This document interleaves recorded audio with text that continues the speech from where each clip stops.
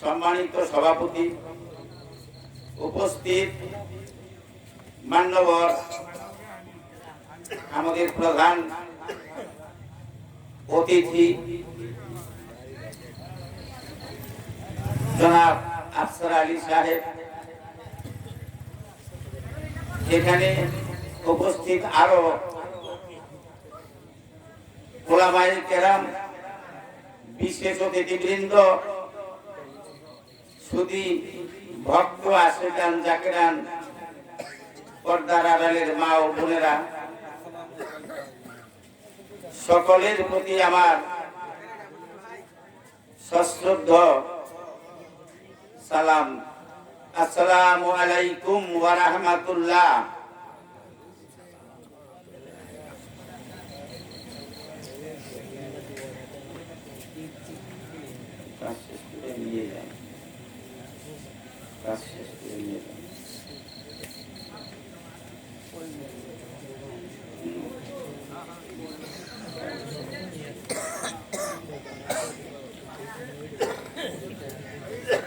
যাই হোক, আমি প্রারম্ভিক আলোচনায় মুক্তেশ্বর চলে যাচ্ছি।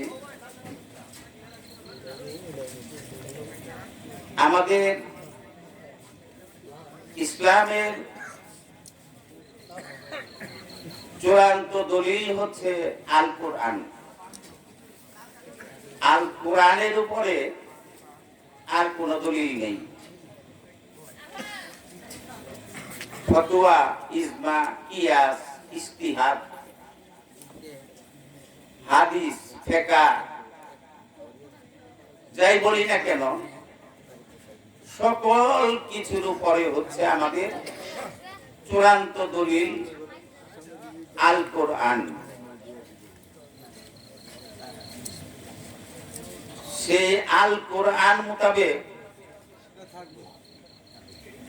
আমরা আলোচনা করার বেশিরভাগটাই চেষ্টা করব। হাদিস পাকে আমরা খুব কম যাব। এজন্য হাদিস পাকটা লিখিত হয়েছে রাসূল করিম সাল্লাল্লাহু আলাইহি ওয়াসাল্লামের ইন্তেকালের 300, 350, 400, 500 বছর পর।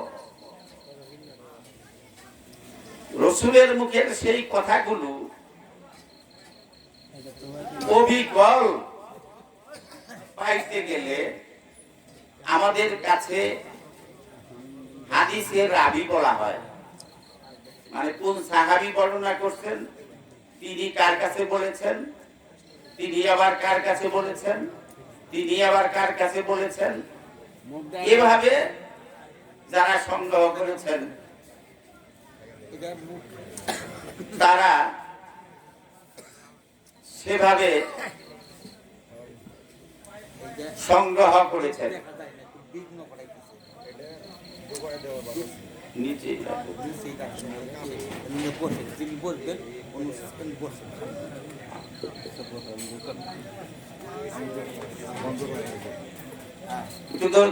আল্লাহুম্মা সাল্লি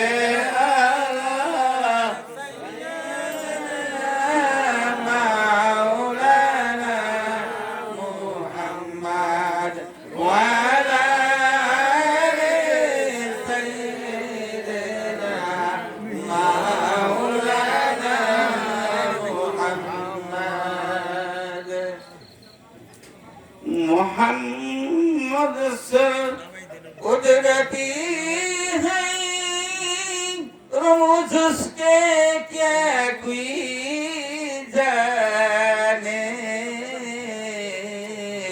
मोहम्मद को मुस्तफा जाने।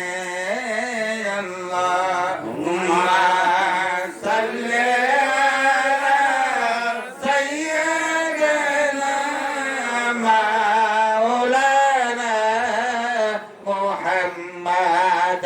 وعلى آل سيدنا مولانا محمد। সাল্লাল্লাহু আলাইহি ওয়াসাল্লাম। আমরা প্রতিষ্ঠিত প্রশংসা আল্লাহ রাসূলের এবং আওলাদে রাসূল ওলিয়া মুর্শিদগণের।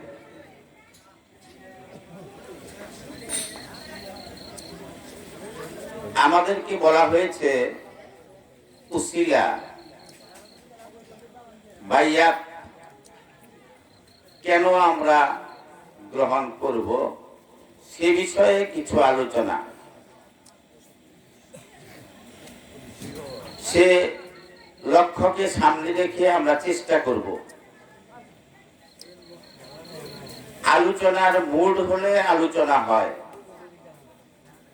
আলোচনার মুড ছাড়া আলোচনা হয় না। অর্থাৎ আল্লাহ রসুলের মদদে, দয়াল মুর্শিদগণের মদদে যদি মগজে আসতে না থাকে, একটা সিরিয়াল না ধরে, তাহলে কিন্তু টেনে টেনে আলোচনা করা যায় না। যাই হোক, আমি বলবো আগের মাওলানা সাহেব একটু আলোচনা করতেছিলেন, তার ভিতরে তিনি ইসলামের 5টা স্তম্ভকে উল্লেখ করেছেন। আমি সেখান থেকেই আসব। 5টা মৌলিক স্তম্ভ, এখানে কিছু গড়বড় আছে। ঈমানের সাথে আমলকেও স্তম্ভ করা হয়েছে। যদি আমলটা স্তম্ভের মধ্যে আসে, তাহলে আমল দিয়েই স্বয়ং সম্পূর্ণ স্তম্ভ হতে হবে। আর যদি বলেন যে না, আমলের আগে ঈমানের প্রয়োজন আছে, তাহলে ঈমান দিয়েই স্বয়ং সম্পূর্ণ স্তম্ভ আপনাকে দাঁড় করাতে হবে, পাইতে হবে। ওইখানে শুধুমাত্র কলেমা, এই কলেমাটাই ঈমানের মধ্যে আছে।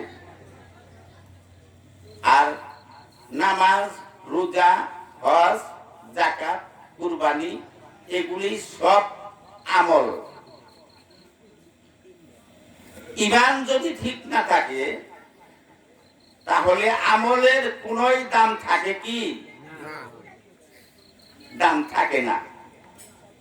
কেন থাকে না সেটা একটু আমি বুঝাই। আপনি যে আয়োজন করবেন, উপার্জন করবেন, এই উপার্জনটা যে করবেন, উপার্জন করার ভেতরে আল্লাহ রসুলের একটা নিয়ম নীতি আছে।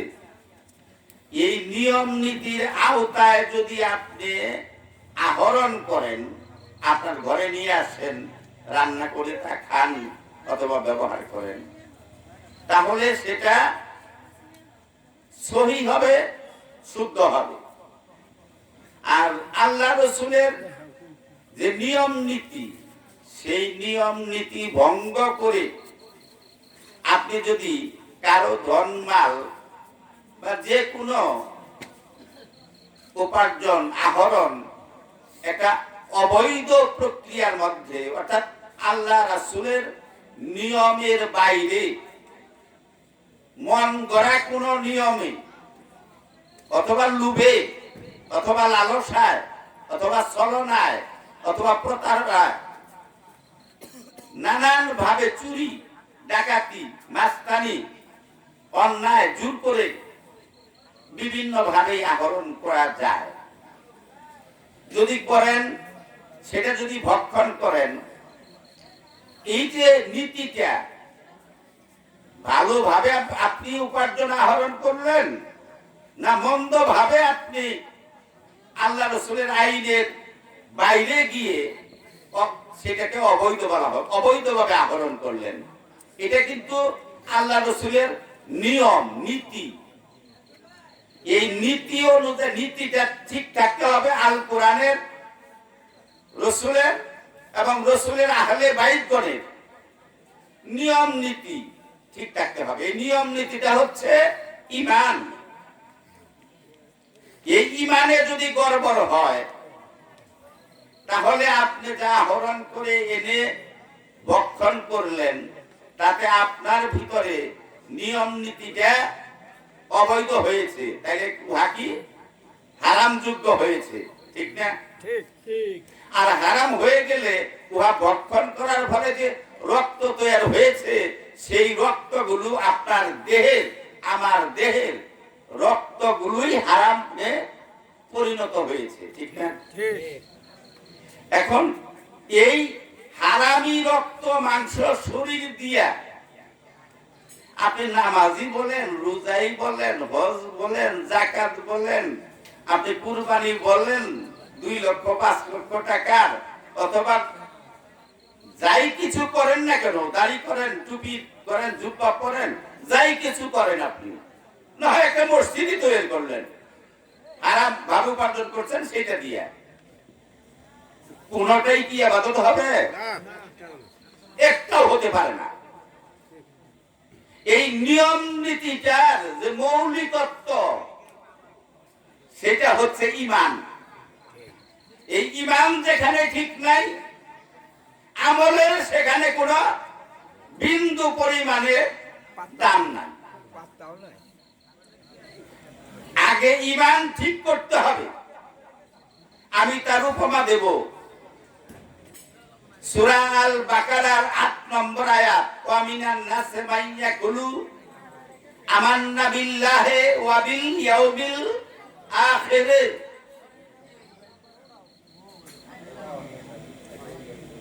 ওয়া লা মুমিনুন। আল্লাহ বলতেছে, হে মানুষ, অনেক মানুষেরা বলে আমরা ঈমান এনেছি। ঈমান আনলে কি করতে হয়? ঈমান আনলে তো নামাজও পড়ে, রোজাও করে, হজ করে, যাকাত করে, দাড়ি রাখে, টুপি দেয়, পাগড়ি, জুব্বা, সকল কিছুই করে নাকি? যে ঈমান আনে, ঈমান আনছে বলে তো স্বীকার করে, তাহলে সে কাজ করে না? কাজও করে। তারপরেও আল্লাহ বলছে লা মুমিনুন, না ওই ঈমান আনি নাই। ওরা মুখে বলতেছে আমরা ঈমান এনেছি, সূরা বাকারার 8 নম্বর আয়াত, এবং নামাজ পড়তেছে, রোজা করতেছে, হজ করতেছে, যাকাত করতেছে, সব কিছু, দাড়ি টুপি পাগড়ি জুব্বা সব ঠিক আছে, দান খয়রাত ঠিক আছে। আল্লাহ বলতেছে না, ওরা ঈমান আনে নাই। আমি আরেকটু উদাহরণ সেট করব। আল কোরআনের সূরা হুজুরাতের 14 নম্বর আয়াতে, এই আয়াতটা কেন নাযিল হয়েছে? রাসূল তো পাথর খেয়েছে, রক্ত ঝরেছে, রক্তাক্ত হয়েছে, হয় নাই? এই সত্যটা প্রতিষ্ঠা করতে গিয়ে তাকে আটক দেয় নাই, পথে কাটা দেয় নাই, তার দন্ত মুবারক শহীদ করে নাই, এবং তার বিশেষ বিশেষ মহব্বতের সাহাবীদেরকে অত্যাচার, উৎপীড়ন, নির্যাতন করে তাদেরকে হত্যা করে নাই। তারা, অথচ ছোট সময়ে রাসূলকে কিন্তু তারাই বলেছিল সত্যবাদী, তারাই বলে খেতাব দিয়েছিল আল আমিন, বিশ্বাসী। সেই সত্যবাদী, সেই বিশ্বাসী যারা খেতাব দিয়েছিল, তারাই আবার যখন এক আল্লাহ ইবাদত করার কথা বলল, যে এই 360 মূর্তির দেব দেবীর পূজা, এটা মুশরিকি কাজ, শিরকি কাজ, তোমাদেরকে তাওহীদে এক আল্লাহর ইবাদত করতে হবে, এবং সেই আল্লাহ আছেন, তিনি সব সৃষ্টি করেছেন, এবং আমি সেই আল্লাহর রাসূল। তখনই বিবাদটা বেজে গেল, তখনই আর তাকে মানামানি হইল না, না মাইনা তাকে রক্তাক্ত করেছে, তাকে পথে কাটা দিয়েছে, তাকে এমন কোন অত্যাচার নাই তার উপরে করে নাই। প্রথম দিকে তার সাহাবীদেরকে এমন কোন অত্যাচার নির্যাতন নাই যে ওই মুশরিকের দল করে নাই। রাসূল আস্তে আস্তে জাকির ভক্ত বাড়াইয়া বাড়াইয়া ইসলাম প্রচার করতেছেন। প্রথমে কিন্তু গরিব লোক, দাস, কৃতদাস মানুষ কেনা বেচা করা হইতো ছাগল গরুর মতো। আর গৃহস্থরা মরি বেড়া কিনে নিয়ে 7 টুকরা করলেও ওই দেশে কোনো আইন নাই, অর্থাৎ জোর যার মুল্লুক তার, ধন যার মান তার। এই একটা আজব জাহেলিয়াতের দেশ হয়ে গিয়েছিল সেই আরব ভূখণ্ড। সেখানে রাসূল এসে যখন এই মানবতার বাণীগুলো বলতে থাকলেন, গরিব মানুষের অধিকার বললেন, প্রতিবেশীর অধিকার বললেন, তুমি কিভাবে হালাল ভাবে চলবে সেইটা দিক নির্দেশনা দিলেন। আর অবৈধ হারাম ভাবে যে আহরণ করে ভক্ষণ করা যাবে না, রাসূল এই দিক নির্দেশনাগুলো যখন দেওয়া শুরু করলেন যে গোলামের প্রতি অত্যাচার করা যাবে না, মুরিদ তুমি যা খাবে গোলামকেও তাই খাওয়াইতে হবে, তুমি যা পড়বে গোলামকেও তাই পড়াইতে হবে। তোমার অসুখ হইলে খারাপ লাগে, তোমার কাজ করে চাকরি করে তার অসুখ হইলে কি খারাপ লাগে না? কাজেই তাকেও সেই সেবা দিতে হবে, চিকিৎসা দিতে হবে। রাসূল এই অধিকারের কথাগুলো বলে বলে মানুষের মন জয় করলেন। ইহা আল্লাহর বিধিবিধান, ঠিক না? এই রাসূলের আয়াতে কুরাইশেরা আসে নাই শেষ অবধি। মক্কা থেকে যদি রাসূল ইসলাম প্রতিষ্ঠা করতে চায় তাহলে রাসূলের জান প্রাণ তারা খতম করে দিবে। উদ্যোগ নিয়েছিল কয়েকবার। শেষ অবধি রাসূল শিষ্য ভক্তদেরকে ইয়াসরিব শহরের দিকে পাঠিয়ে দিলেন, ইয়ামেনের দিকে পাঠিয়ে দিলেন। মানে ইয়াসরিব মানে মদিনা। মদিনায় তারা সংঘবদ্ধ হইলেন। এরপরে রাসূল মক্কায় এসেছিলেন। কখন? যখন মক্কা বিজয় হলো, রাসূল হজ করতে আসলেন, মক্কা বিজয় ঘটলো। মক্কায় আর কুরাইশরা অল্প কয়েকজন থাকলো, আর রাসূলের মুরিদান হয়ে গেছে লক্ষ লক্ষ। তখন সেই মুশরিক দলদের যারা ছিল নেতা, তা আবু সুফিয়ান, মুয়াবিয়ার বাপ, এজিদের দাদা, এজিদের দাদি, উতবা, সায়বা, আবু লাহাব, হ্যাঁ, এদের যে বংশধর ছিল তারা তো আসছেই। তারা দেখলো এখন আমরা যদি দূরে থাকি তাইলে আমাদের আর দাম নাই। ইচ্ছা করলে ওরা আমাদেরকে আজকে কেটে কেটে টুকরো টুকরো করতে পারে। কিন্তু আমার রাসূল বললেন, না সাহাবীরা জেনে রাখো, এই মক্কা ভূমি আমার জন্মভূমি। এই জন্মভূমির প্রতি আমার মায়া আছে, এবং এই জন্মভূমিতে কাফের মুশরিক যাই থাক, ওরা যদি বশ্যতা স্বীকার করে তাহলে ওদেরকে কেউ আঘাত করবে না। একটা গাছের ডাইলও কেউ কাইতো না। রাসূল ক্ষমা করে দিলেন। সুযোগে আবু সুফিয়ান দল, মুয়াবিয়ার দল, এরা এসে ইসলাম গ্রহণ করলেন। রাসূলের কাছে কলেমা পড়লেন, নামাজ রোজা হজ যাকাত দাড়ি টুপি পাগড়ি জুব্বা সব শুরু হয়ে গেল। আল্লাহ আয়াত নাযিল করলেন, ওই যে সূরা হুজুরাতের 14 নম্বর আয়াত। এই আয়াতের কথাটা হচ্ছে, তোমরা মুসলমান দাবি করতে পারতেছো নিজেদেরকে, যেহেতু আমার হাতে কলেমা পড়েছ, যেহেতু আমার সাহাবীদের কাঁধে কাঁধ মিলাইয়া তাদের সাথে দাঁড়াই আমার পিছনে নামাজ পড়তেছ, আমার সাহাবীদের মতো রোজা রাখতেছ, দাড়ি রাখতেছ, টুপি পাগড়ি জুব্বা পড়তেছ, তাহলে মুসলমান হিসেবে দাবি করতে পারো। কিন্তু আল্লাহ কয়ে দিতেছে, নবীরে মাধ্যমে ঘোষণা দিতেছে, কিন্তু তোমাদের এখনো তোমাদের অন্তরে ঈমান ঢুকে নাই। কোরআন খুলেন দেখেন আমার কথা মিল আছে কিনা। বলতেছে তোমরা মুসলমান বলে দাবি করতে পারতেছ, মুসলমানদের সঙ্গে মিশতেছ, কিন্তু তোমাদের কলবে ঈমান ঢুকে নাই, এক বিন্দু পরিমাণ ঢুকে নাই। বা নামাজ পড়তেছে, রোজা করতেছে, হজ যাকাত করতেছে, দাড়ি টুপি পাগড়ি জুব্বা সব আছে, হ্যাঁ, কাতারে কাতারে জামাতে নামাজ পড়তেছে, আল্লাহ কয় ওদের কলবে ঈমান ঢুকে নাই। ব্যাপার কি? তাই ঈমান কাকে বলে? এই ঈমানটা আগে বুঝতে হবে আমাদের। এরপরে যা করব, বিন্দু পরিমাণ করব, উহাই আমার সিন্ধুতে পরিণত হয়ে যাবে। ঈমান ঠিক, আমি এক বিন্দু ইবাদত করলে এক সাগর বন্দেগী পরিমাণ আমার মূল্যায়ন হয়ে যাবে। আর আমার ভিতরে ঈমান নাই, আমি সাগর পরিমাণ, মহাসাগর পরিমাণ বন্দেগী করলেও এক পয়সার দাম নাই। বুঝে আসছে কথা? তাহলে ঈমান কাকে বলে?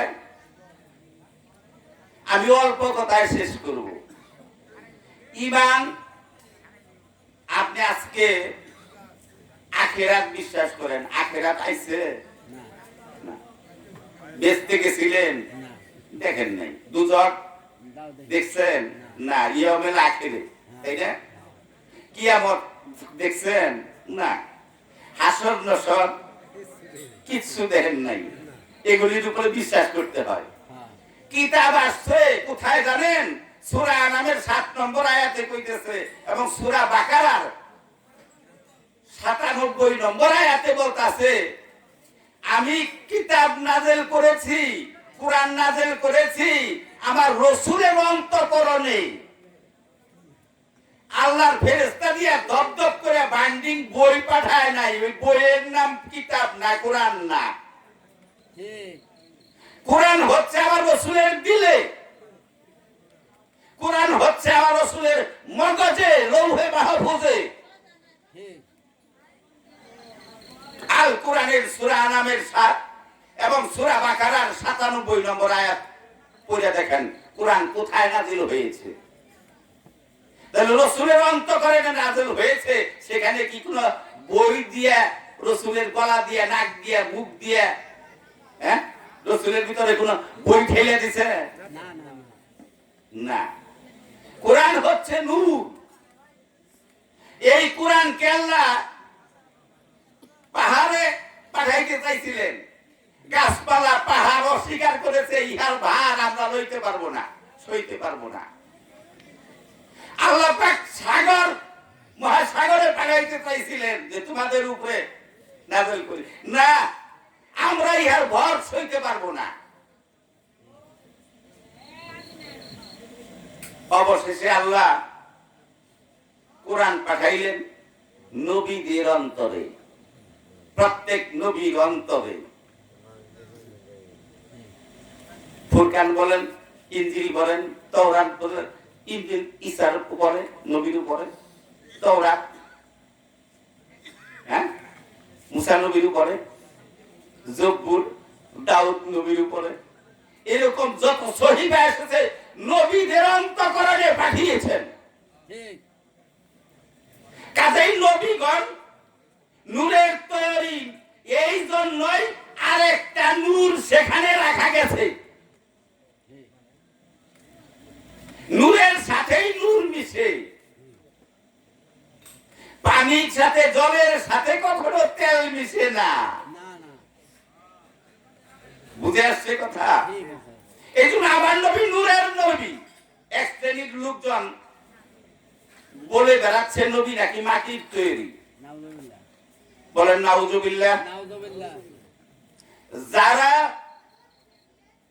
খুব গাদ্দারি করে বলতেছে নবী মাটির তৈরি, নূরের তৈরি না, ওরা কুফরিতে গণ্য,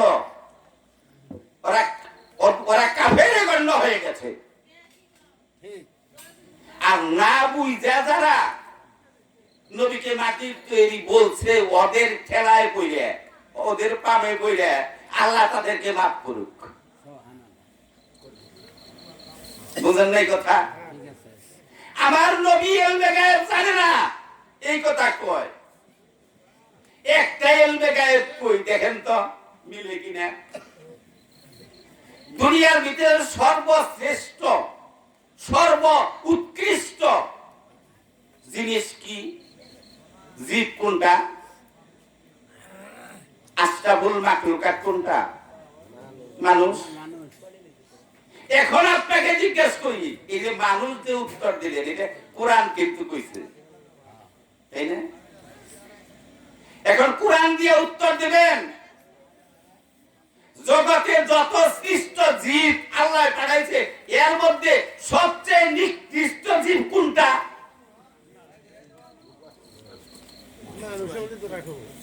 হ্যাঁ, এটাও মানুষ। সূরা ফুরকানের 43 এবং 44 নম্বর আয়াতটা পড়ে দেখেন। শুধু মানুষ না, শুধু মানুষ না, সবচেয়ে নিকৃষ্ট এই মানুষ, যে এই নিকৃষ্ট মানুষদের ভিতরে সর্বনিকৃষ্ট হলো ওই আলেম নামধারী যাদের ভিতরে ঈমান বিন্দু পরিমাণে নাই।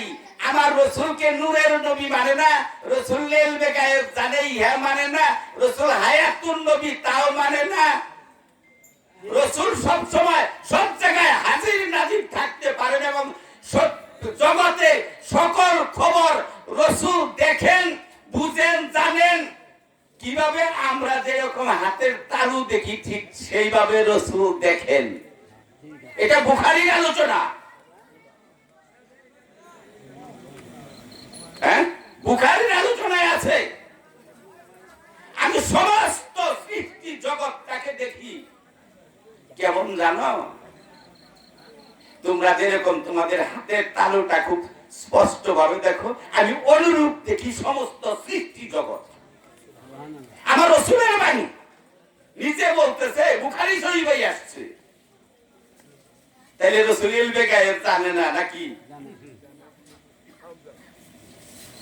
আর ওই যে আলেম নামধারী ৭২ দল, আমার রাসূল বলেছেন আমার ইসলামের ভিতরে বনি ইসরাঈলদের মধ্যে ৭২ দলে বিভক্ত হইয়া সকলেই পথভ্রষ্ট হয়ে গিয়েছিল।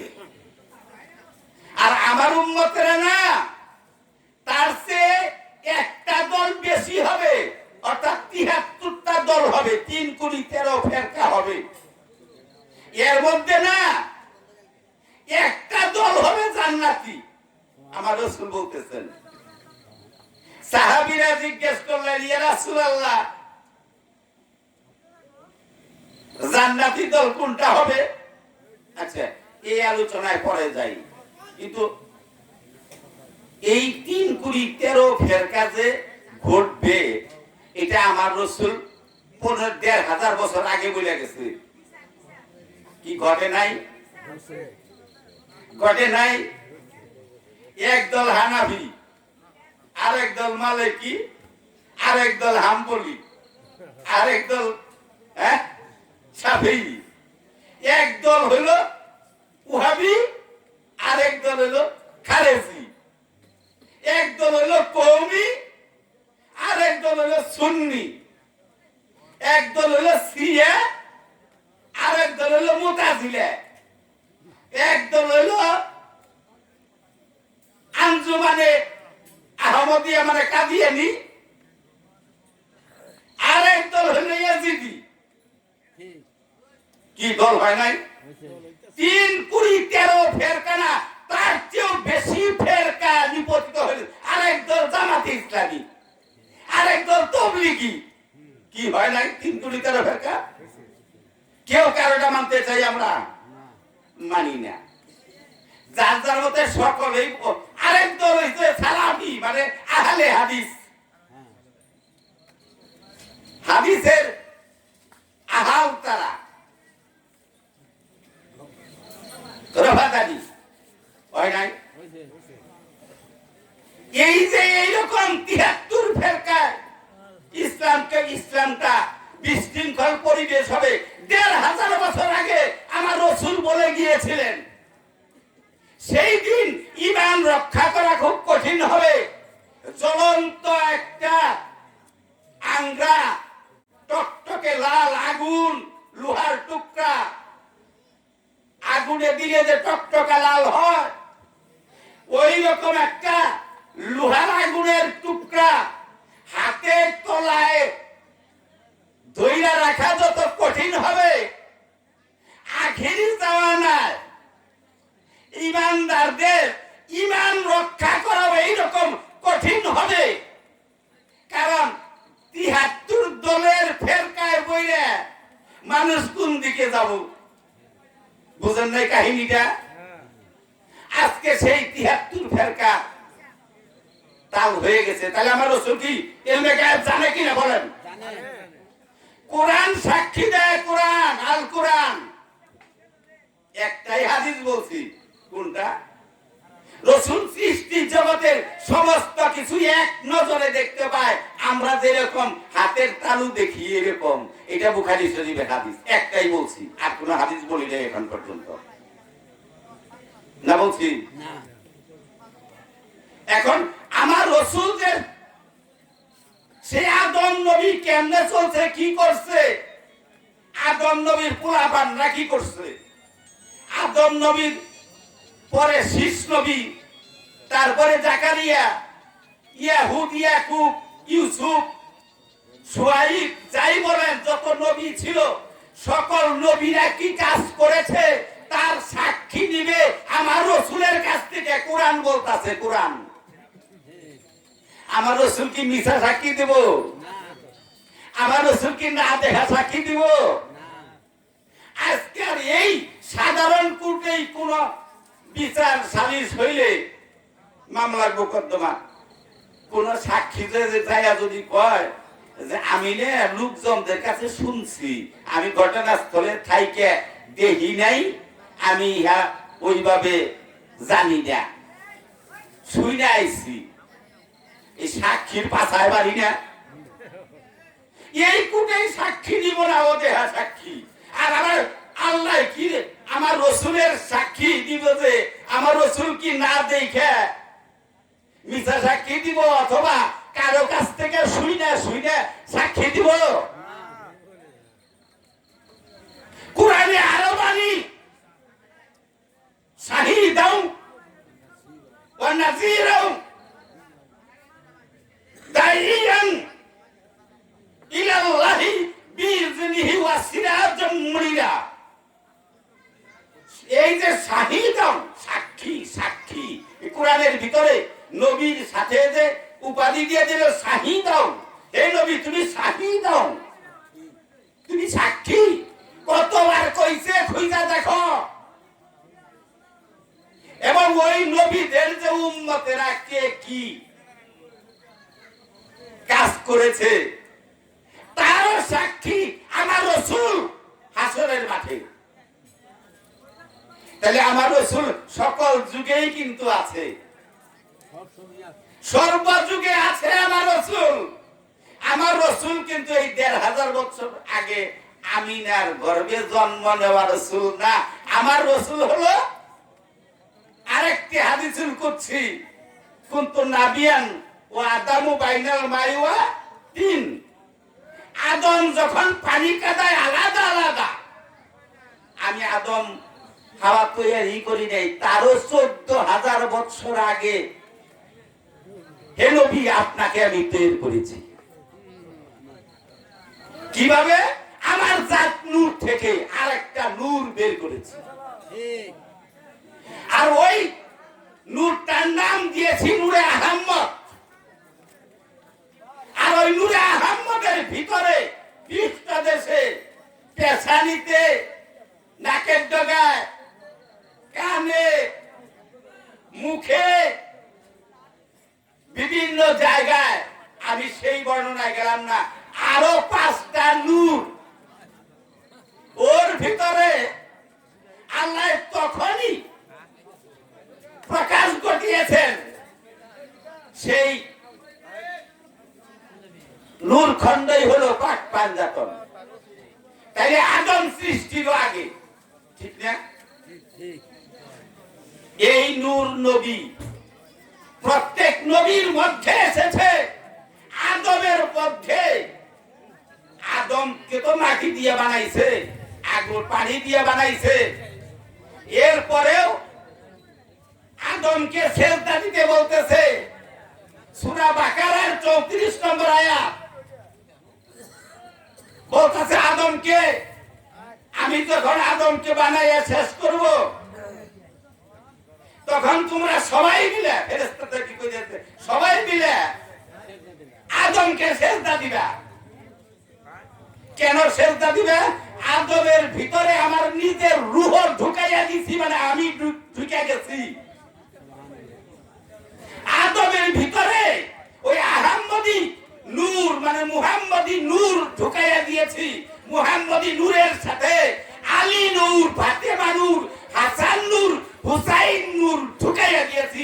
এই পাঁচ পাঞ্জাতরে তুমি আমি সকলেই তৈরি হইতেছি। আদমের ভিতরে যে দিলাম এই পাক পাঞ্জাতনকে, আদমকে সেজদা দাও মানে এই পাক পাঞ্জাতনকে সেজদা দাও, ওইটাই আমি আল্লাহকে সেজদা দেওয়া।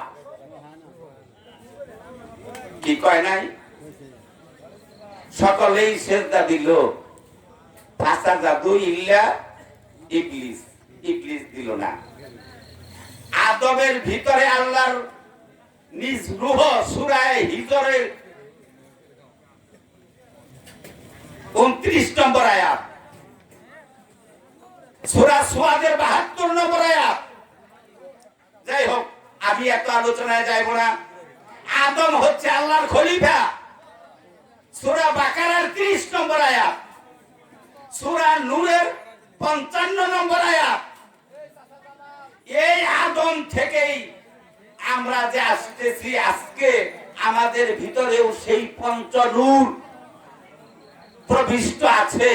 এই নূরকে জাগ্রত করতে হলে যিনি জাগ্রত করেছেন, যিনি জাগ্রত করতে পারেন, যিনি জাগরণ ঘটানোওয়ালা, সে তার কাছে গিয়ে আপনাকে অনুগত হইতে হবে, আনুগত্যশীল হইতে হবে, তাকে মানতে হবে, তাকে তাজিম করতে হবে, তার খেদমত করতে হবে, তার ভজন করতে হবে। এইটার নাম হচ্ছে মুরিদ বাইয়াত। এইটা না নিলে কারো গত্যন্তর নাই। কারণ কাগজের বই পুস্তক পড়ে এই নূরের জাগরণ ঘটানো যায় না। এই যে নিজের দেহের ভিতরে আল্লাহ খোদা আকাশে, আল্লাহ সর্বত্র আছে। সূরা হামিম সাজদার ভিতরে দেখো, সূরা নিসার 126 নম্বর আয়াতে বলতেছে আল্লাহ সর্বত্র বিরাজিত। সূরা হাদীদের 3 নম্বর আয়াতে বলতেছে ওয়া হুয়া মাআকুম আইনামা কুনতুম, বান্দা তুমি যেখানে আমিও সেখানে। সূরা বাকারার 186 নম্বর আয়াতে বলতেছে উযা ওয়াইজা সালাকা ইন্দি ইবাদি ফাইন্দি কারি। বান্দা জিজ্ঞাসা করে, হে রাসূল আপনাকে জিজ্ঞাসা করে আমি আল্লাহকে কোথায় পাবো? আপনি বলে দেন আমি বান্দার নিকটেই আছি।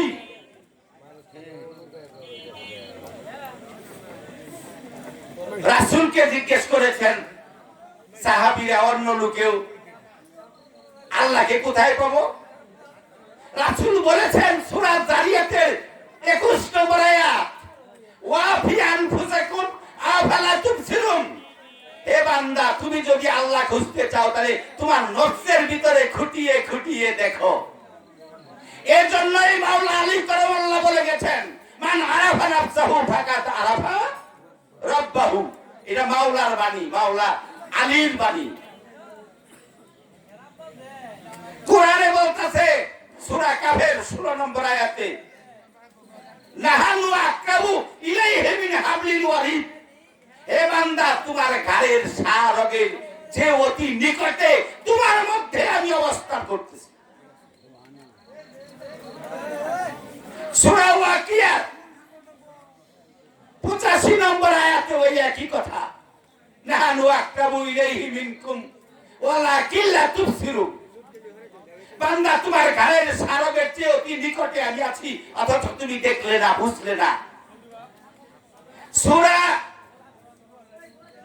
আনফালের 24 নম্বর আয়াতেও আল্লাহ বলতেছেন, হে বান্দা আমি তোমার কলবের মধ্যে দিয়ে বিকাশ লাভ করি, তুমি কর্মটাকে জাগ্রত করো, পরিষ্কার করো, শয়তান মুক্ত করো। শয়তান আবার এই দেহের মধ্যেই, দেহের খেলা। মিন শাররিল ওয়াসওয়াসিল খান্নাস। আল্লাহ এখানে, আল্লাহ রাসূল এই দেহের মধ্যে, আবার খান্নাস নবী শয়তান দেওয়া আপনার মধ্যেই। আল্লাহর দেখা, আল্লাহর পরিচয়, আল্লাহর বিকাশ, আল্লাহর রাসূলের আদর্শ আপনার ভিতরে ফুটে উঠবে না যে পর্যন্ত আপনি ওই খান্নাস নামক শয়তানটাকে বিতাড়িত না করতে পারবেন। আর এই শয়তান দূর করলে আউযু বিল্লাহি মিনাশ শাইতানির রাজিম পড়েছি না? এটা পড়লেই শয়তান জায়গা, এতই সুজা মুটে না। আউযু বিল্লাহি 1 লক্ষ বার পড়লেও শয়তান যাবে না। এ শয়তান কি দিয়ে দূর করব? শয়তান যে দূর কইরা পবিত্র হয়ে গেছে, সেই পবিত্র ব্যক্তির কাছে গিয়া সংসর্গ করিয়া, প্রেম করিয়া, ভাব করিয়া, শিক্ষা নিয়া, জ্ঞান অর্জন করিয়া আমাকেও শয়তান মুক্ত হওয়ার জন্য বায়াত করতে হবে।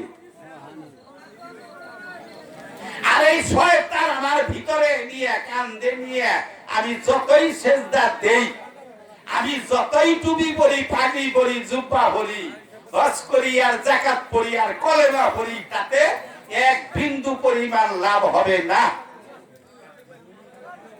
কাজেই এই শয়তান মুক্ত করার জন্য, শেষ করছি, রাখো, বয়ানের একটা ফিনিশিং আছে।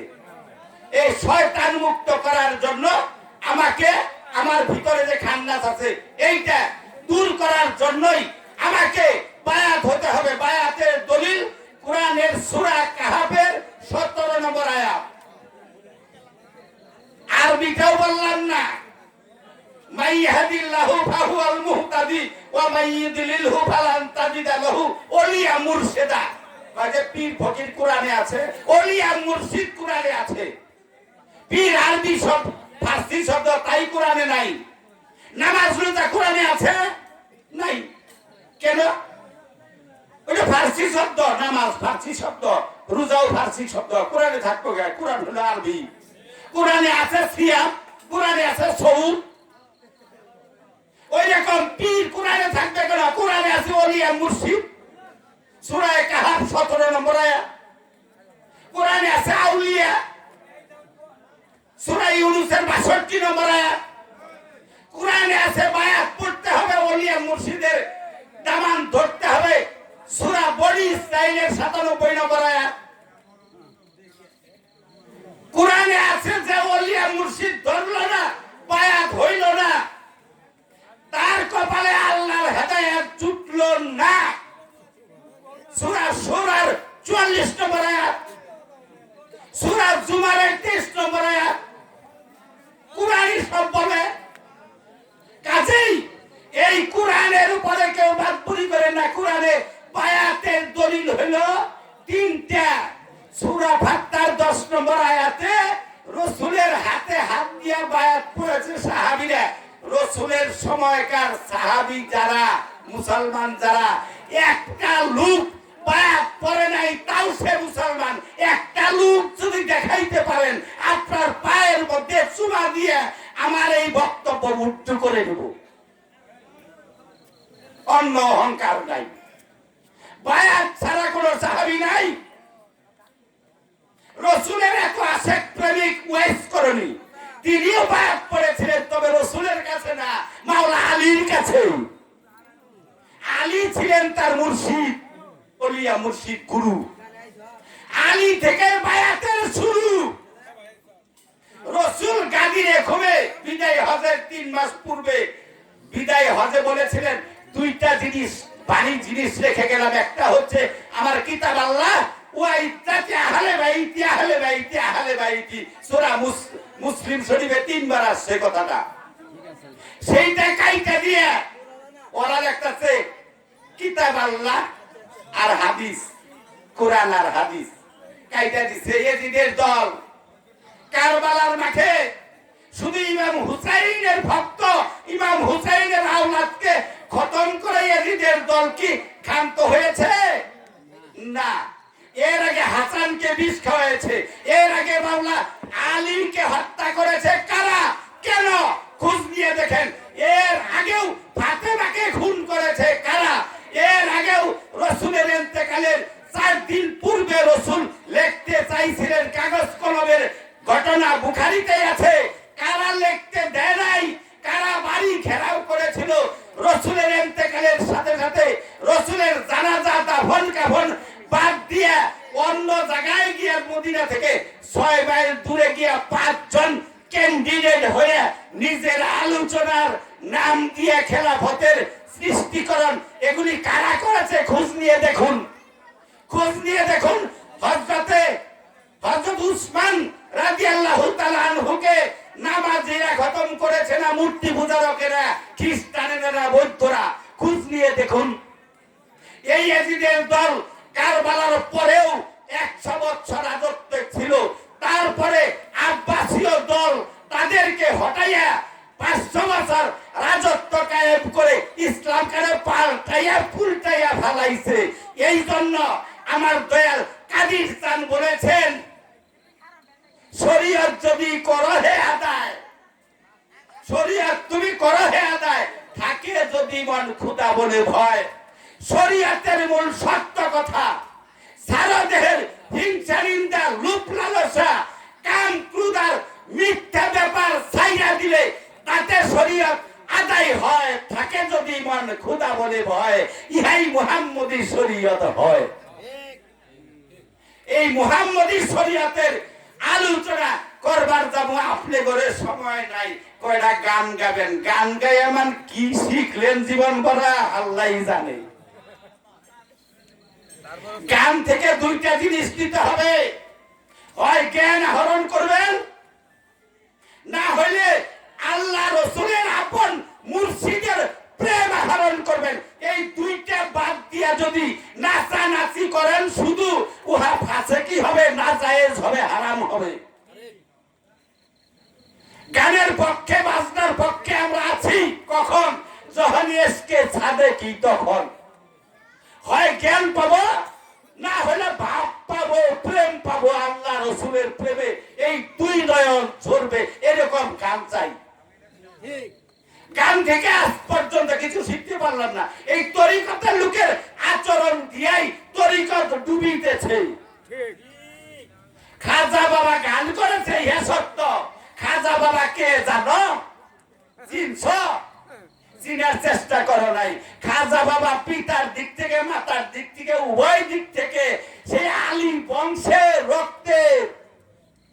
রক্তের বংশধর হইয়াও আলে রসুল হইয়াও খাজা বাবার মাতা লোক সৈয়দ হইয়াও উসমান হারুনি বাক্কার কাছে কেন বায়াত পড়তে গেলেন মায়ের পেটে থেকে 18 পারা কোরআন মুখস্থ নিয়েই জগতে ভূমিষ্ঠ হয়েছেন বড় পীর গাউসুল আজম মহিউদ্দিন আব্দুল কাদের জিলানী কেন বাবা পীর সাহেব মা ওলি আবার ওই রাসূলের বংশ মানে হাসান হুসাইনের রক্তের বংশধর হয়েও বা পীর থাইকাও কেন সৈয়দ মখজুমির কাছে বায়াত হইতে গেলেন শাহজালাল বাবা কেন বায়াত হইলেন ডক্টর আল্লামা ইকবাল কেন বায়াত হইলেন হুজ্জাতুল ইসলাম ইমাম গাজ্জালির মতো জ্ঞানী কি জগতে হয় তিনি কেন বায়াত হইলেন আমি বলতে চাই আজ পর্যন্ত জালালউদ্দিন রুমির মতো একজন বিখ্যাত বড় উচ্চ মার্গের আলেম এই জগতে জন্ম লাভ করে নাই সেই এত বড় আলেম হইয়া জালালউদ্দিন রুমি কেন শামসুদ তাবরিজ পাগলের কাছে কোন জ্ঞানের জন্য মুরিদ হয়েছিলেন বায়াত হয়েছিলেন তাফসীরে কবিরের লেখক ইমাম ফখরুদ্দিন রাজি কেন নাজিম উদ্দিন কুবরা নামক পাগলের কাছে বায়াত হইতে গিয়েছিলেন জালালউদ্দিন সিউতি দুররে মনসুর তাফসীরে জালালাইন কেন বায়াত হইতে গেলেন? এইভাবে ইমামে আজম আবু হানিফা কেন হযরত ইমাম হুসাইনের সন্তান জয়নুল আবদিন, তার সন্তান ইমাম বাকে, তার সন্তান হলো ইমাম জাফর সাদেকের কাছে আবু হানিফা কেন বায়াত হইতে গেলেন? ইমাম শাফিঈ কেন বায়াত হইলেন? ইমাম মালিক কেন বায়াত হইলেন?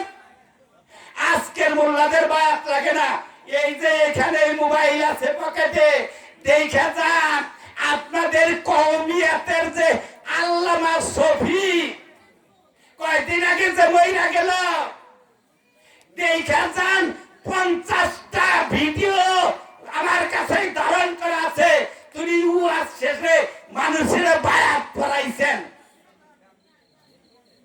আজকে ওহাবিদের গুরু ঠাকুর হলো দেওবন্দি আলেমেরা, দেওবন্দি আলেম রশিদ আহমদ গাঙ্গুহি, কাসেম নানাতবি, আশরাফ আলী থানবী কেন হাজী আমদাদুল্লাহ মুহাজির মক্কির কাছে বায়াত হইতে গেলেন? কাজের বায়াত ছাড়া ইসলাম নাই।